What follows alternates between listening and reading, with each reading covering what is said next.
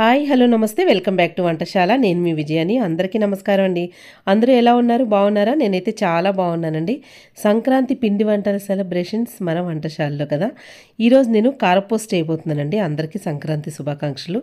కారపూస సన్న కారపూస చేస్తున్నానండి. చాలా బాగుంటుంది, క్రిస్పీగా ఉంటుంది, చాలా టేస్టీగా కూడా ఉంటుంది. మరి పక్కా కొలతలతోటి కరెక్ట్గా ఎలా చేయాలో చూడండి. కారపూస కదా ఇంకేముంది అనుకోవచ్చు, కాకపోతే ఈ కారపూసలో కూడా చిన్న చిన్న చిట్కాలు ఉన్నాయండి. పిండి కూడా ఎలా కలుపుకోవాలో ఎలా చేయాలో ఒకసారి కరెక్ట్గా చూసారనుకోండి, చాలా ఈజీగా చేసేసుకోవచ్చు. ఇదిగోండి, ఇక్కడ నేను జల్లెడ తీసుకుంటున్నాం కదా, చాలా మెత్తగా పిండి జల్లించుకుంటాం కదా, ఆ జల్లెడ అనమాట. పిండి పట్టించుకునేటప్పుడే మనం చాలా మెత్తగా పట్టించుకోవాలి పిండి. ఎందుకంటే ఆ పిండి ఏమాత్రం రవ్వలాగా కొంచెం గరుగ్గా ఉన్నా మనకి కారపూస, సన్న కారపూస అసలు సరిగ్గా రాదనమాట. ఇప్పుడు కొలతలు ఎలా చేసుకోవాలో ఏంటో కూడా ఫస్ట్ చూద్దాం. ఇందులో ఫస్ట్ పాటించాల్సింది ఏంటంటే పిండి బాగా మెత్తగా ఉండాలి. అలాగే జీలకర్ర కానీ లేకపోతే వామ్ కానీ వేసుకోవాలంటే మనం బియ్యం పట్టించేటప్పుడే వేసుకోవచ్చు, లేకపోతే వాటిని పౌడర్ చేసుకుని ఇలాగా బియ్యం పిండి జల్లించుకున్నప్పుడే వాటిని కూడా వేసుకుని జల్లించేసుకోవాలి. అలా జల్లించుకుంటే మీకు ఎక్కడ అసలు మీకు సన్న కారపూస వేసుకుంటాం కదా, ఆ కారపూస కుడకకి ఎక్కడ అడ్డు లేకుండా హోల్స్కి నీట్గా కారపూస వస్తుంది అనమాట. ఇదిగోండి పిండి జల్లించుకునే జల్లెడి. ఇది మెత్తటి పిండి జల్లించుకుంటాం చూడ, ఆ రేక్ అనమాట, ఫస్ట్ రేక్ ఇది. అయితే ఇలా మెత్తగా ఫస్ట్ జల్లించేసుకోవాలి. ఇక చూడండి మురాల్లాగా ఎలాగొచ్చినాయో అలాంటివి అది అస్సలు అడ్డుపడకూడదు అనమాట మనం కారపూస వేసేటప్పుడు. అలాగే శనగపిండి, 1 గ్లాసు బియ్యపిండి అయితే 1 గ్లాసు శనగపిండి వేసుకోవాలి. 1కి 1 అనమాట కొలత ఈ కారపూసకి. అలాగే 1 స్పూను కారం వేస్తున్నానండి. మీ రుచికి తగ్గట్టుగా కారం వేసుకోండి. ఉప్పు 1 హాఫ్ టీ స్పూన్ వేస్తున్నాను, అది కూడా రుచికి తగ్గట్టుగా వేసుకుని ఇందులోనే వేసుకుని జల్లించేసుకోవాలి. మనం విడిగా వేసామనుకుంటే కారం కూడా కొంచెం పలుకులాగా మనకి ఉంటుంది చూడండి, మొరాల్లాగా. ఇగో చూడండి, ఈ మొరాలు అది అడ్డొచ్చినాయి అనుకోండి అస్సలు సన్న కారపూస రాదు. మెయిన్ చేయవలసిన పని ఏంటంటే వీటికి జల్లెడ పట్టుకోవడం. ఇలాగా మొత్తం నీట్గా జల్లించేసుకుని అప్పుడు పిండి కలుపుకోవాలి. ఇదిగోండి, ఇవన్నీ ఒకసారి బియ్య పిండి, శనగపిండి, కారం, ఉప్పు అన్నీ వేసాం కదా, ఒకసారి నీట్గా కలిపేసుకుని అప్పుడు వాటర్ పోసుకుని చపాతీ పిండి కన్నా మెత్తగా ఉండేలా కలుపుకోవాలి. చల్లటి వాటర్ వేసుకోవాలి, గోరువెచ్చని వాటర్ కానీ ఎలాంటిది వేసుకోకూడదు. ఇలా చూడండి, ఇలాగా చక్కగా కలిపేసుకోవాలి. మీకు ఒకవేళ కారపూస కొడుకులో వేసిన తర్వాత మీకు కొంచెం గట్టిగా అనిపిస్తుంది అంటే కొంచెం వాటర్ యాడ్ చేసుకుని కూడా మళ్ళీ కలుపుకోవచ్చు అనమాట. ఒక వాయి వేసిన తర్వాత చూసుకోండి. మీరు ఇలాంటి స్టీల్దా కానీ లేకపోతే ఇత్తడి కానీ సీవండి కానీ ఏదైనా సరే ఇలా ఆయిల్ రాసుకుని చేసుకోవాలి. నా దగ్గర స్టీల్ది ఉందండి, ఇందులో పెడుతున్నాను. ఇందులో ఫిల్ చేసుకోండి. కొంచెం ఒక 1 ఇంచ్ గ్యాప్ ఉండేలాగా మనం ఇలాగా రౌండ్గా చేసుకుని బాల్స్ కింద పెట్టేసుకోవాలన్నమాట అందులో. అయితే దీని క్యాప్ కొంచెం పైకి లాక్కుని పెట్టుకోవాలండి.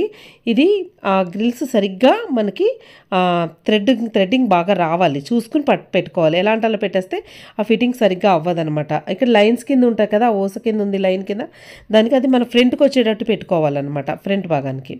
అలా పెట్టుకుంటే నీట్గా వస్తుంది.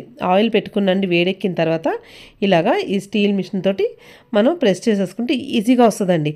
ఇదైతే నాకు తీసుకుని 15 సంవత్సరాలు అయిందండి, అప్పటి నుంచి అసలు రిపేర్ కూడా రాలేదు. ఇదైతేని చాలా బాగా వస్తుంది. ఆయిల్ బాగా ఫుల్గా వేసేయకూడదండి, వేసేస్తే ఏమవుద్దంటే పొంగిపోతుంది. ఇక చూడండి, సట్రం కారపూస తీసుకోవడానికి ఇలాంటి వెడల్పు సట్రాలు అయితేనే చాలా బాగా వస్తాయి. లోతుగా ఉన్నాయనుకోండి సరిగ్గా రావన్నమాట. మనకి కారపూస సన్న కారపూస కదా, చాలా తొందరగా వేగిపోద్దండి, ఎందుకంటే ఎక్కువసేపు పట్టదు. చూడండి, ఆయిల్ బాగా ఇలా పొంగింది కదా, ఎప్పుడైతే ఆ పొంగు తగ్గిపోద్దో మనకు కరెక్ట్గా వేగిపోయినట్టు అనమాట. చాలా ఇలా వేయగానే వేగిపోద్దండి, తిరగైన అవసరం కూడా లేదు. ఇక్కడ చూసారు కదా ఎంత చక్కగా వేగిపోయిందో. ఇలా తీసుకున్న తర్వాత ఒక పెళ్ళంలో ఇలాగ పెట్టుకోండి. ఆ నూనె అంతా కొంచెం వాడేసరికి మిగతా వాయంతా అయిపోతుంది. కారపూస అంతా కంప్లీట్ అయ్యాక మళ్ళీ చూపిస్తానండి. ఇదిగోండి, ఇక్కడ 2 రకాల కారపూస పట్టుకున్నాను ఏంటని చూస్తున్నారు, 2 ప్లేట్లను మీకు చూపించాను కదా. సన్నటి హోల్స్ నుంచి వేసిన సన్న కారపూస, అలాగే కొంచెం లావుగా వేసానండి కారపూస. 2 రకాలు కూడా ఎలా వచ్చాయో ఒకసారి చూపిస్తాను చూడండి. ఇలా చూడండి, ఇది సన్న కారపూస అనమాట. చూడండి ఎంత చక్కగా ఉందంటే చాలా బాగుంది, భలే క్రిస్పీగా కూడా ఉంది. ఇదిగోండి ఇలా చూడండి, చాలా క్రిస్పీగా వచ్చిందండి, సన్నగా దారంలాగా భలేగా వచ్చింది కారపూస అయితేని. టేస్ట్ కూడా అసలు చాలా బాగుంటుందండి. మిగతా కొంచెం లావుగా వేసాను కదా, అది కూడా చూపిస్తాను చూడండి. దీని మీద కొంచెం లావుగా చేశానండి, చాలా బాగుంటుంది ఇది కూడాను. ఎందుకంటే బాగా సన్నగా అయితే మా అమ్మాయిలు ఇద్దరికి చాలా ఇష్టం, అలాగే కొంచెం లావుగా చేస్తే ఈయనకి ఇష్టం అని చెప్పి 2 రకాలుగా కొంచెం కొంచెం చేశాను అనమాట.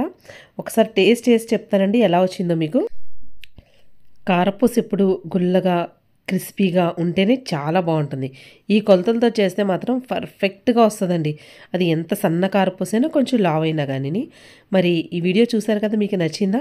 నచ్చినట్లయితే మా ఛానల్‌ని సబ్స్క్రైబ్ చేసుకోండి. సబ్స్క్రైబ్ చేసుకొని బెల్ ఐకాన్ క్లిక్ చేసి ఆల్ అనే ఆప్షన్ ఉంటుంది. అది కూడా క్లిక్ చేశారంటే మా వీడియోస్ అన్నీ నోటిఫికేషన్ వస్తాయి. మరి ఇంకెందుకు ఆలస్యం, మళ్ళీ వచ్చే వీడియోలో ఒక మంచి సంక్రాంతి పిండి వంటతో మళ్ళీ కలుస్తాం.